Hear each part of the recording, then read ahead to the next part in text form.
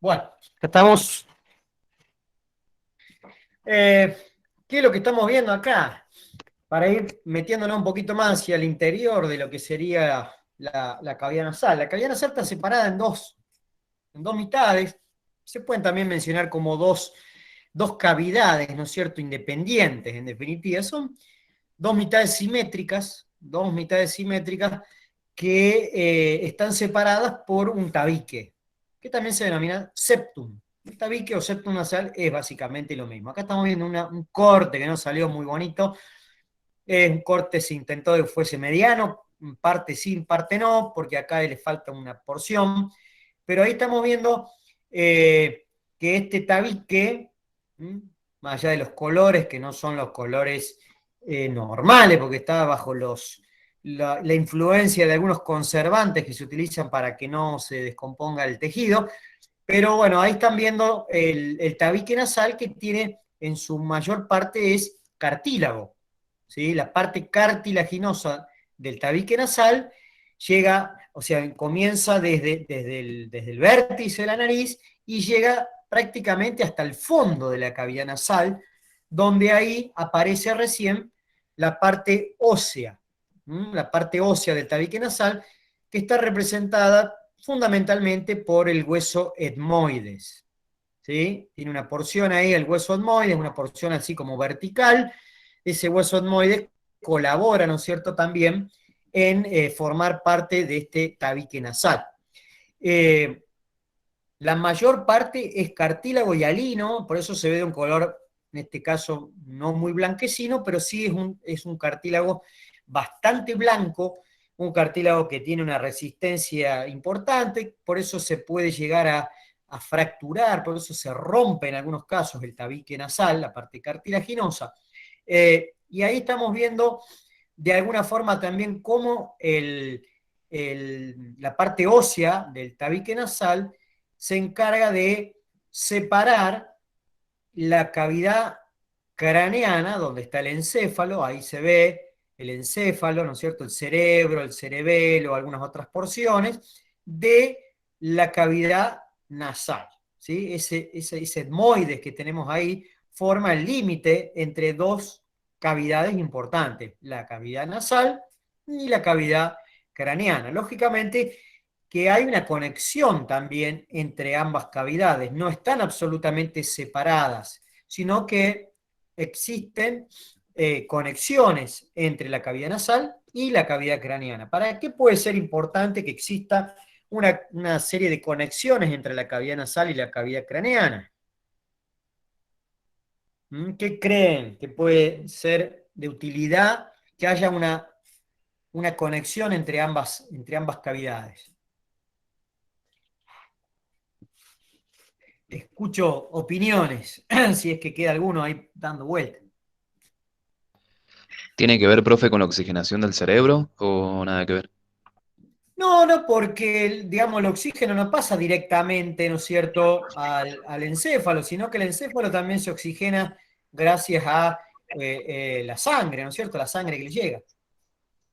Para que ¿Una pasen los nervios. operación, algo? ¿El olfato? Para que pasen los nervios, me gusta.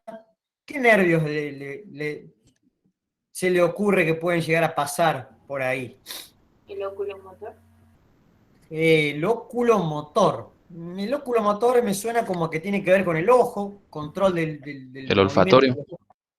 Ahora sí, el olfatorio, ¿sí? Que en realidad no es un nervio típico porque no es un cordón único como ocurre con el resto de los nervios craneanos o los nervios, por ejemplo, espinales, sino que son un montón de filamentos nerviosos, un montón de axones que están pasando por los distintos orificios y los numerosos orificios que tiene la lámina cribosa del etmoide. No sé si recuerdan.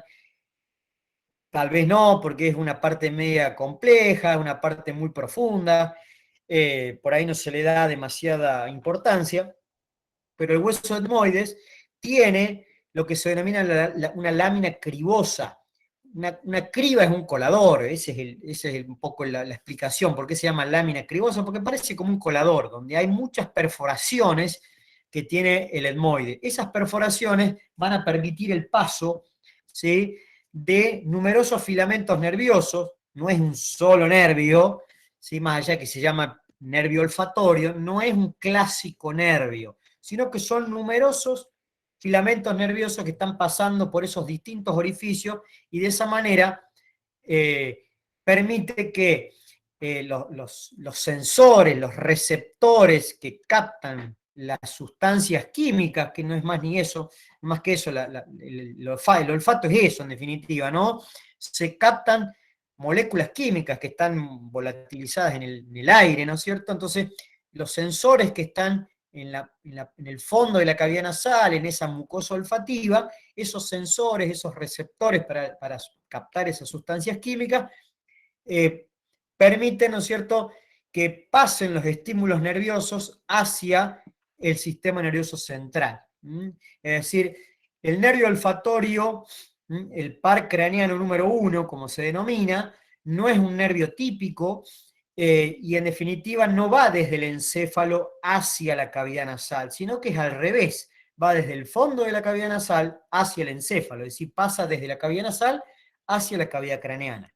Bueno, esos nervios olfatorios son importantes. También pasan otras ramas ahí a la cavidad nasal a través de un nervio etmoidal, que le da la cavidad nasal también tiene sensibilidad, no solamente la parte olfativa, que es una sensación muy particular, sino que también percibe el dolor, y bueno, tiene otras sensibilidades además de eso, ¿no? Entonces, para eso es importante esta lámina cribosa que tiene el etmoide, ¿sí?, para permitir el paso de los filamentos nerviosos que van a conformar lo que se denomina el nervio o los nervios olfativos, ¿sí? Bueno, el olfato es una sensación muy particular, ¿no?, que tiene conexiones básicamente con todas partes del sistema nervioso central, inclusive con el sistema límbico, con la memoria, con los recuerdos y demás. Seguramente ustedes en más de una oportunidad han percibido un olor que los ha transportado a alguna situación muy particular que les quedó guardada en su memoria, en su sistema nervioso, y bueno, y eso permite también, ¿no es cierto?, o es una de las tantas cuestiones vinculadas al olfato. Algunas especies, como ocurre por ejemplo en los perros, que tienen un olfato realmente muy superior comparado con el humano, sobre todo, ¿no? Bueno, estos animales tienen una mucosa olfativa ampliamente distribuida dentro de la cavidad nasal, tienen una cantidad terriblemente superior digamos, de sensores o de receptores que permiten captar estas moléculas químicas, y por eso es que estos animales, sobre todo en algunas razas en particular, se utilizan para detectar, qué sé yo, por ejemplo, gente extraviada, bombas, droga, bueno, los entrenan, lógicamente, también para eso, haciendo uso de esta gran percepción que tienen, o este gran desarrollo que tienen de este sistema olfativo, ¿no?, que es el sistema primario que tienen, sensitivo primario que tienen los perros, ¿no? Los perros se basan más en el olfato que en la vista, que en la audición, es decir, lo que más utilizan es el olfato. Bueno, acá tenemos el tabique nasal de un caballo, también, lógicamente, los colores no son los normales, porque estos están cambiados por las sustancias que se usan para conservar el tejido, pero bueno, acá se ve todo el tabique nasal, ¿sí?, intacto. Acá sí realmente es un corte bien mediano, donde se ve bien el tabique que va a ser el encargado de separar, este tabique que en su mayor parte es cartilaginoso, me permite separar, o permite separar la cavidad nasal en dos mitades, una mitad derecha y una mitad izquierda, ¿no es cierto?, que no están intercomunicadas entre sí, no hay una comunicación entre ambas cavidades. En el único lugar donde después sí se terminan confluyendo es a nivel de la faringe, justamente en estas aberturas que tenemos en la parte caudal de la cavidad nasal, que se denominan coanas. Las coanas son las aberturas posteriores o las aberturas caudales que tiene la cavidad nasal, y que van a conectar la cavidad nasal con la faringe, ¿sí? Con la nasofaringe, que es una de las partes que tiene la faringe. La faringe seguramente habrán visto con el profe Matías, que tiene 3 porciones: la nasofaringe, la orofaringe y la laringofaringe. Esas son las 3 partes que se le reconocen a la faringe, ¿no? Y bueno, y a través de estas 3 porciones van a establecer comunicaciones. El nombre más o menos ya me induce a saber con qué se comunica: la nasofaringe con la cavidad nasal, la orofaringe con la cavidad bucal, la laringofaringe con la laringe. Pero además hay otras aberturas que tiene la faringe, hay otras conexiones que tiene la faringe que lógicamente son conexiones obligadas, que de alguna manera son necesarias. Por ejemplo, la abertura o el orificio de comunicación que tiene la faringe con el esófago, Y además hay otras aberturas que están ubicadas en la nasofaringe, que permiten la conexión de la faringe con una parte del oído, ¿sí? Una porción del oído, que también ya lo vamos a estudiar, que se denomina oído medio. El oído medio se comunica con la faringe, puntualmente con la nasofaringe, a través de unos conductos y de unas aberturas, de unos conductos que se llaman conductos auditivos o trompas auditivos. En el humano se sigue usando todavía la palabra de trompa de Eustaquio, que fue el que las describió por primera vez. Pero bueno, esas trompas auditivas o conductos auditivos lo que hacen es conectar la faringe con el oído medio. Lo tenemos nosotros, lo tiene un caballo, lo tiene un perro, un gato, una vaca, la especie que se les ocurra, tiene esas aberturas. Puntualmente en el caballo, y después vamos a hacer referencia de nuevo a esto, el caballo, esos conductos auditivos, ¿sí? Que son muy chiquititos en el resto de las especies, son unos pequeños tubos que conectan el oído medio con la faringe. En el caso puntual de la especie equina, el caballo, un burro, una mula, una cebra y también algunos otros parientes no muy cercanos, esos conductos auditivos están dilatados ventralmente, ¿sí? Han sufrido unas dilataciones ventrales, formando lo que se denomina las bolsas guturales.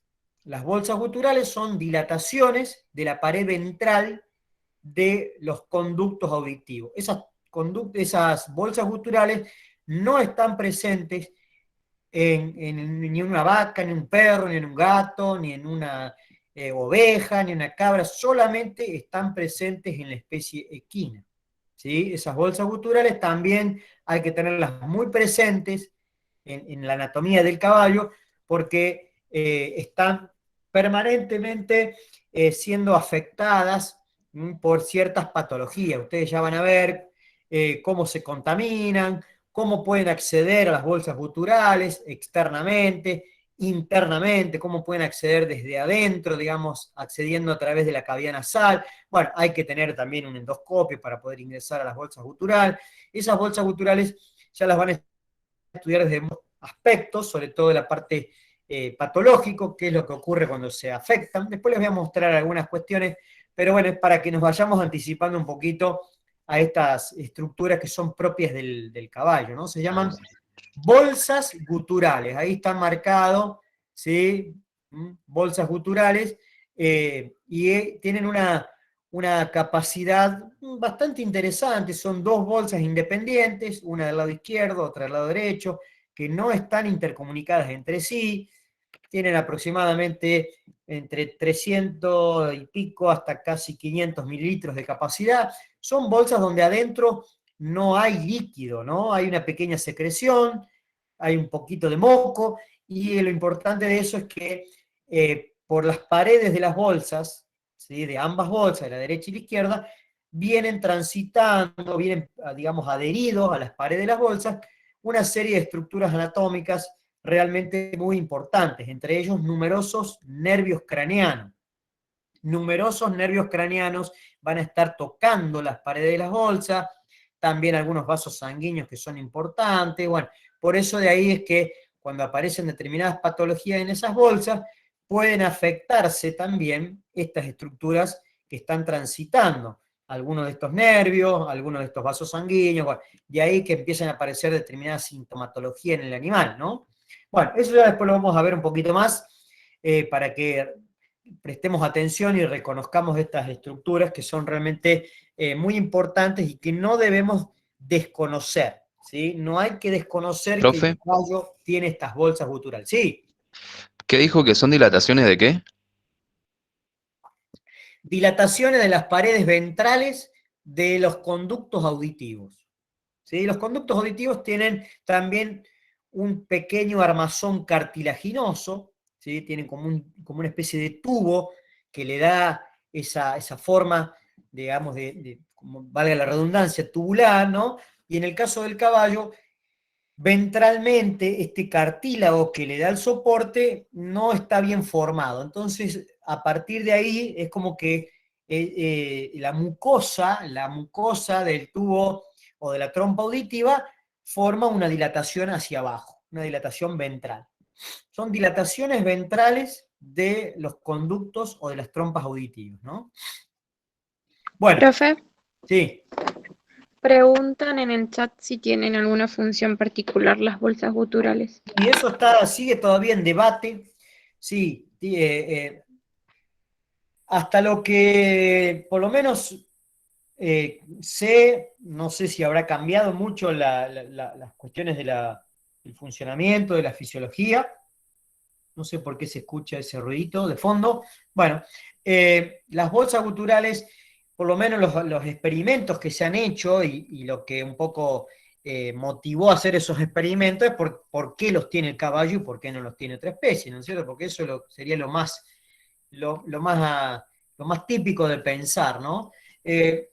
Bueno, supuestamente estas bolsas guturales, al estar en estrecho contacto con algunos vasos sanguíneos que llevan sangre hacia el cerebro, ¿no es cierto? Entre ellas una arteria muy importante que se denomina arteria carótida interna. Bueno, parece ser que estas bolsas guturales lo que hacen, sobre todo durante el ejercicio, donde aumenta naturalmente la temperatura corporal, ¿sí? Aumenta lógicamente el metabolismo, aumenta la temperatura en los músculos, en los tendones, en todos lados aumenta la temperatura corporal cuando el animal hace ejercicio, lo mismo nos pasa a nosotros, ¿no? Entonces lo que ocurriría básicamente con estas bolsas guturales y su relación a estas arterias que llevan sangre al cerebro, serían que funcionarían como una especie de radiador para enfriar esa sangre y que no ingrese con una temperatura que sea nociva para el sistema nervioso central, ¿no es cierto? Principalmente para lo que sería el cerebro y lo que es el encéfalo. Bueno, por otro lado, el año pasado el profesor Kenning dio una charla vinculada a lo que es la anatomía de las bolsas guturales, y en su último libro hay una serie digamos, de preparados anatómicos y disecciones y demás, y él, más allá de que no ha hecho muchos experimentos vinculados respecto al funcionamiento de las bolsas guturales, él menciona como que no tiene ese rol, básicamente, la bolsa gutural. Él sugiere, por lo menos esa es su opinión, desde el punto de vista estrictamente de la anatomía, como que las funciones de las bolsas serían más bien para alivianar el peso de la cabeza, para, digamos, permitir el drenaje de las secreciones que hay en el conducto auditivo, y eso de alguna manera reduce la predisposición a que el caballo tenga otitis media básicamente, pero le da un rol más bien no de la refrigeración de la sangre, sino más bien de modificaciones del peso de la cabeza, de estas cuestiones del drenaje, de las secreciones que se producen dentro del oído.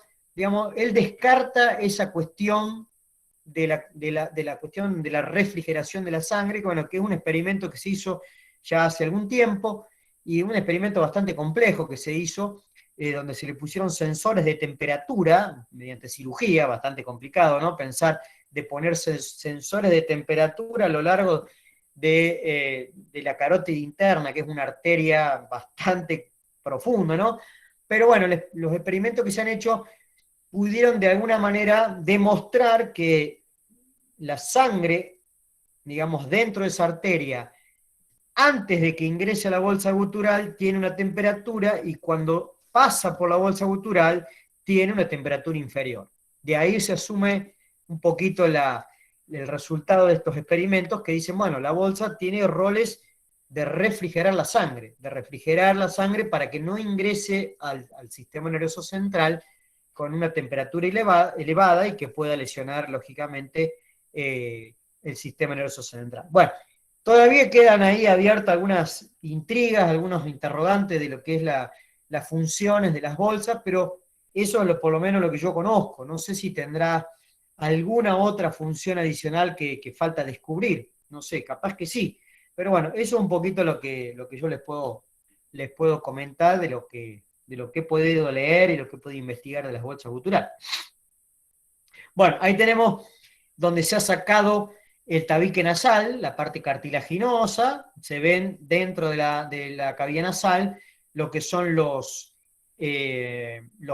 cornetes, ¿no es cierto? Los cornetes nasales, o también llamados conchas nasales, que son esas estructuras que van a de alguna manera ocupar la mayor parte de la cavidad nasal. Es decir, la cavidad nasal no es un espacio amplio donde el aire pase con mucha facilidad.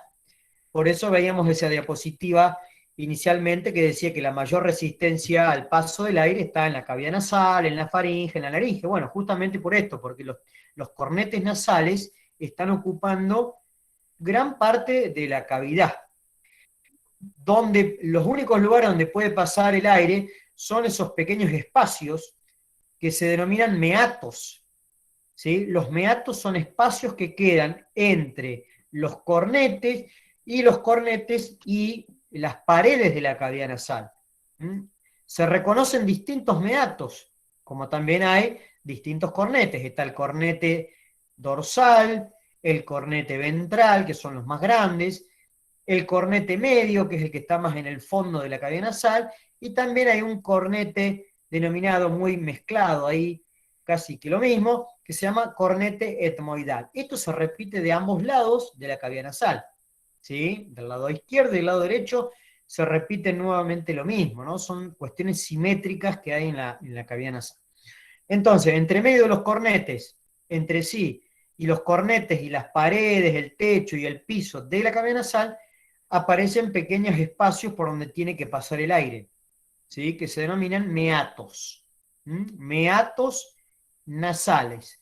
Hay un meato dorsal, bien arriba, bien en el techo de la cavidad nasal, entre el techo y el cornete dorsal.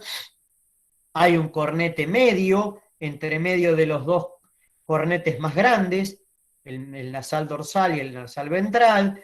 Hay un meato ventral, que justamente está entre el piso de la cavidad nasal y el cornete ventral. Y después hay un meato común que se llama, que acá no lo vamos a poder ver fácilmente porque tendría que estar el tabique, es un espacio más bien vertical que está inmediatamente al lado del tabique nasal. Es un meato que en definitiva terminas conectándose con todos los otros meatos. Justamente el lugar donde tiene que ingresar la sonda, donde tiene que ingresar, no sé qué me apareció acá, donde tiene que ingresar la sonda nasogástrica o esa manguera que le decimos naturalmente, es justamente en el meato nasal ventral. Es decir, tiene que ir bien cerquita, bien pegadita al piso de la cavidad nasal, ¿sí?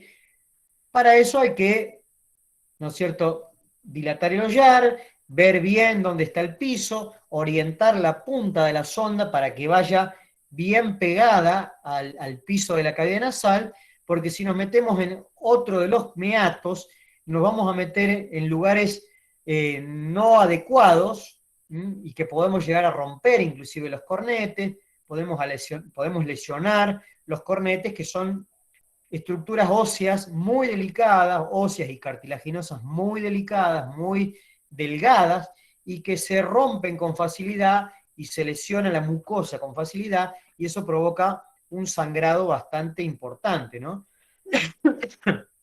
Bueno, si ustedes tienen que hacer por ahí sondajes bastante repetitivos, que a veces ocurre eso, lamentablemente, a veces conviene dejarla puesta la sonda cuando uno tiene que hacer medicaciones permanentes o a veces cuando hay que evacuar permanentemente el estómago, se puede dejar puesta la sonda dentro del esófago del estómago y no tener que todos los días o cada tanta cantidad de horas sondear el animal, porque eso empezamos a erosionar, empezamos a lastimar la mucosa y a veces lesionamos involuntariamente los cornetes y provocamos un sangrado que en muchos casos nos asustan, más allá que no se va a morir de una hemorragia, pero sí nos va a asustar porque va a salir mucha cantidad de sangre, ¿no?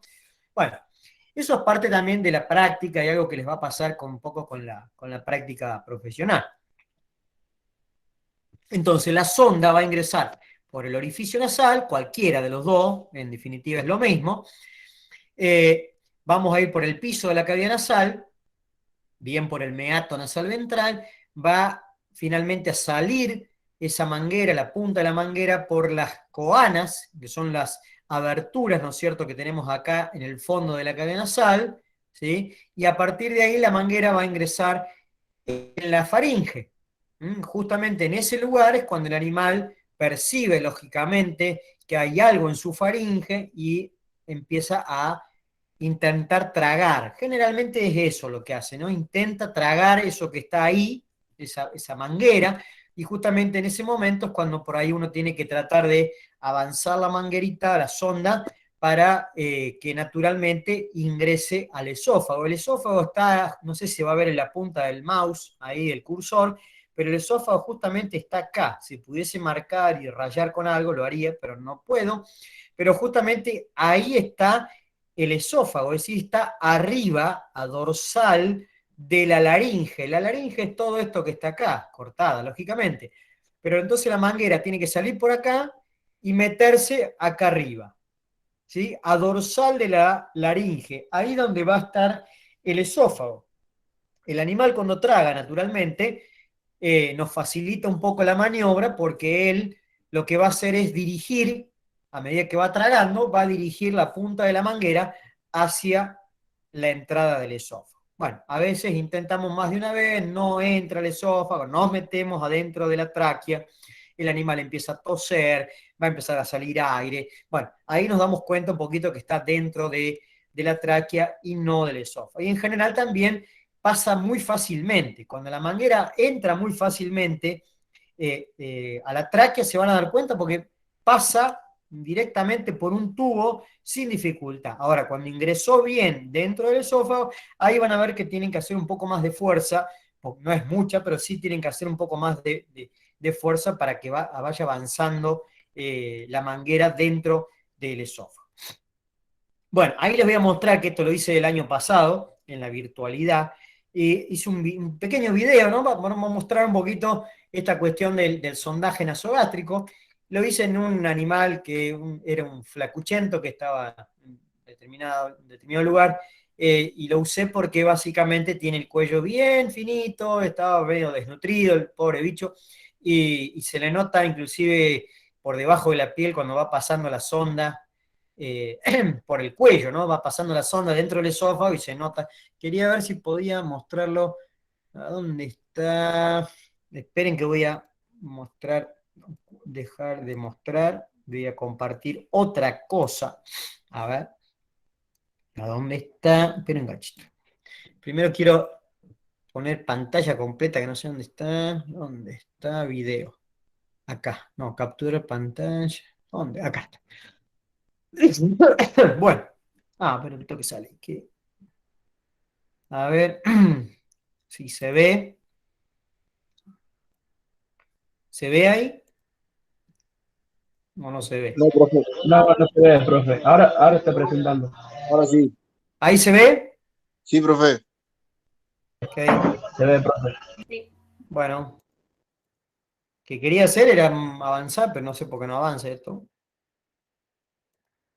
No sé por qué no avanza. Reproducir, a ver. Sondeando, viste que estoy mostrando en la sonda que nosotros. A ver, va de nuevo. sondeando, dice que estoy mostrando la sonda que nosotros hicimos, bien casera, que la pueden comprar la manguera en cualquier lugar, fíjense, la punta bien roma para que no lastime, de todas maneras puede llegar a rozar un poco adentro y provocar un leve sangrado, y fíjense que tiene aberturas, una abertura ahí, otra abertura acá al costado. La idea es que no quede solamente esta abertura acá adelante, porque si no es muy probable que cuando llegue al estómago y demás no haga la succión y se tape esto, sobre todo con la mucosa o el contenido, entonces no deja salir lo que está dentro. Esto yo lo que voy a tratar de hacer es simplemente demostrativo, no le voy a meter nada, ¿sí? Simplemente para, como es un animalito de cuello finito, para ver si ustedes logran identificar, si es que lo puedo hacer, por dónde va a pasar la manguera del lado izquierdo, y eso también tiene toda una explicación anatómica, así que vamos a ver si lo podemos hacer. Me vaya filmando. Bueno, la idea, si es que logro enfocar un poco, va a ser introducirnos con la manguera bien ahí bien abajo. Fíjense que ya tiene cierta resistencia, le estoy metiendo el dedo nada más, así que con la manguera es muy probable que me haga renegar un poco. Así que la idea va a ser meterme por ahí, dirigiendo este hollar. Ya sabemos que podemos entrar por cualquiera de los dos orificios nasales, y la idea es, ¿no es cierto?, meternos bien abajo donde está el meato ventral, para que vaya a la faringe y de ahí lo trague. Acá no, porque está justamente ahí está, me estoy metiendo el dedo, fíjense que se deforma, eso es el divertículo nasal. Ahí está el fondo del divertículo, el bolsillito este, así que no va a ningún lado más que ahí. Bien, vamos a intentar. Vamos a intentar. Ahí le pusimos una mordaza, que es eso que está ahí, para tratar de distraerlo al animal. Vamos a aflojar un poquito para que me deje ubicar bien la punta de la manguera. ¿Sí? Lo centramos con el dedo, fíjense que ya va a empezar a molestarle un poco. Con el dedo la empujo para que esté bien en el piso de la cavidad nasal. Bien en el piso de la cavidad nasal. ¿Ven que va fácil la manguera? Miren, va fácil. Bueno, seguimos.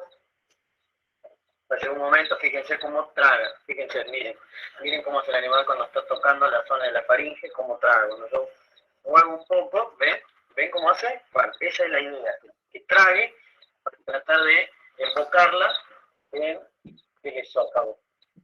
Y si no le erré, me parece que ya estoy. Como estoy en el esófago, se va a meter una traga. Miren, ahí está. A ver si la vamos a mojar un poquito para que se sienta. Mojar para que los pelos. A ver si puedo filmar acá en el cuello. Miren ahí. ¿Ven cómo se deforma? Miren. ¿Ven cómo se deforma ahí cuando yo muevo la manguera? La punta de la manguera la estoy moviendo para adelante, para atrás. ¿Ven? Miren cómo va. Miren cómo va la manguera ahí. Si yo estuviese dentro de la tráquea, primero que tosería mucho, ahí se toca la manguera, miren. ¿Se ve ahí la filmación? Perfecto. Entonces, en este animal lo elegí principalmente, primero porque es un animal de cogote fino, de cuello fino, entonces se notan estos relieves, ¿ven? Y eso es indicativo que estamos dentro del esófago. Si estuviésemos dentro de la tráquea, lógicamente que ya a ese nivel el animal tosería muchísimo.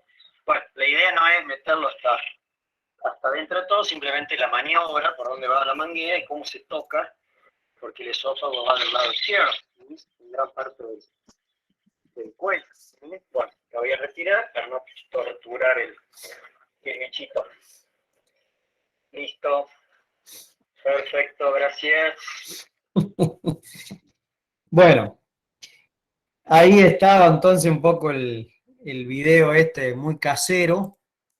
El video muy casero de que hice el año pasado, con el objetivo de que vean que hay cosas que ustedes la van a poner en práctica, o la van a poder usar, teniendo un poquito de conocimiento de la anatomía y el fundamento de por qué hacerlo, ¿no? No meter por meter, sino que hacerlo con algún fundamento, ¿no? Y es una maniobra, bueno, que en algunos casos se hace fácilmente como en este, y en algunos van a renegar un poco más, también depende del temperamento del animal. Bueno, algunas situaciones por ahí que lo hacen un manejo un poco más complejo, pero en general no es una maniobra imposible de hacer, ¿sí? Y fíjense que es todo muy casero, digamos, una manguera comprada, que hay que lógicamente buscar un calibre apropiado, porque no es lo mismo los espacios, los meatos que tiene un caballo adulto comparado con un potrillo, que también se puede hacer esta maniobra en determinadas circunstancias. Por eso hay que tener muy en cuenta también el tamaño de la sonda, ¿no? Y bueno, haciéndolo con un poco de paciencia y cuidado y teniendo precauciones, y en algunos casos hace necesario utilizar eso que yo marqué ahí, que es una mordaza. Una mordaza lo que hace es un poco apretarle el labio superior para que eso lo distraiga al animal. Bueno, tiene todo también un fundamento fisiológico y demás, pero es algo que el animal lo deja bastante, bastante quieto, y de esa manera evitamos que el animal cabecee y que a veces ese cabeceo pueda llegar a romper también los cornetes. Bueno, esas situaciones hay que tratar de evitarlas. Lo importante es saber por dónde entrar, ¿sí? Desde el punto de vista anatómico, por dónde va a ir pasando esta sonda, tener en cuenta que podemos elegir cualquiera de los dos orificios nasales. Generalmente se hace al lado izquierdo por el objetivo, con el propósito de que después sea más fácil encontrar si la manguera está justamente dentro del esófago, porque el esófago, en parte de su recorrido, el cervical, en parte de su recorrido en el cuello, lo hace desplazado hacia la izquierda del plano medio. Si ustedes se quedan del lado derecho del animal y quieren tocarlo de ese lado, van a estar todo el día manoseándole el cuello y no van a encontrar nada, porque el esófago está puntualmente del otro lado, no en todo su recorrido, pero sí en una parte importante del recorrido cervical. Es decir, inicialmente el esófago está arriba de la laringe y de la tráquea, pero después en la mitad del cuello, en el tercio medio del cuello, se desplaza hacia la izquierda, y por eso uno puede llegar a tocar, ¿no es cierto?, la sonda por ahí. Y inclusive en algunos casos ustedes se van a dar cuenta cuando el animal en condiciones normales, ¿no?, traga agua o está comiendo, cómo se ve cuando se deforma el esófago del lado izquierdo del cuello. Es porque está pasando el contenido por ahí adentro, ¿no? Entonces, bueno, es un poco el fundamento que tiene de comprender la cavidad nasal, de comprender la faringe, por dónde va a ir pasando esta sonda, ¿no?, a dónde tiene que entrar de manera correcta y demás. Bueno, acá tenemos de nuevo, los cornetes y los meatos, ¿sí? Esto es un corte transversal de la cabeza, donde se ven un montón de estructuras anatómicas, pero nos vamos a enfocar principalmente en lo que corresponde a esta parte, que es la cavidad nasal. Ahí se ve el tabique, ven ese color blanco que tiene, blanquecino, es el tabique de cartílago hialino.